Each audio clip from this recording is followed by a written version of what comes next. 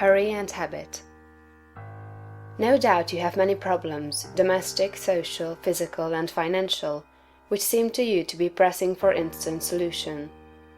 You have debts that must be paid, or other obligations that must be met. You are unhappily or inharmoniously placed, and feel that something must be done at once.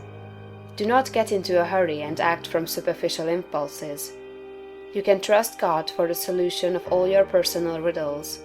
There is no hurry. There is only God, and all is well with the world.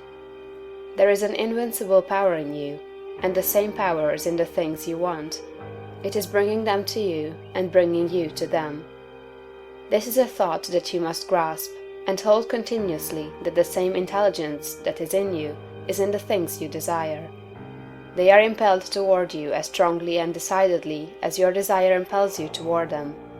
The tendency, therefore, of a steadily held thought must be to bring the things you desire to you, and to group them around you. So long as you hold your thought and your faith right, all must go well.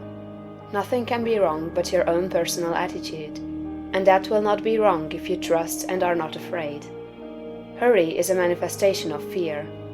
He who fears not has plenty of time. If you act with perfect faith in your own perceptions of truth, you will never be too late or too early, and nothing will go wrong. If things appear to be going wrong, do not get disturbed in mind. It is only an appearance. Nothing can go wrong in this world but yourself, and you can go wrong only by getting into the wrong mental attitude. Whenever you find yourself getting excited, worried, or into the mental attitude of hurry, sit down and think it over, play a game of some kind, or take a vacation. Go on a trip, and all will be right when you return. So surely as you find yourself in the mental attitude of haste, just so surely may you know that you are out of the mental attitude of greatness. Hurry and fear will instantly cut your connection with the universal mind. You will get no power, no wisdom, and no information until you are calm.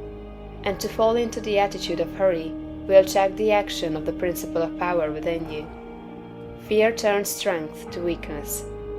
Remember that poise and power are inseparably associated. The calm and balanced mind is the strong and great mind. The hurried and the agitated mind is the weak one. Whenever you fall into the mental state of hurry, you may know that you have lost the right viewpoint.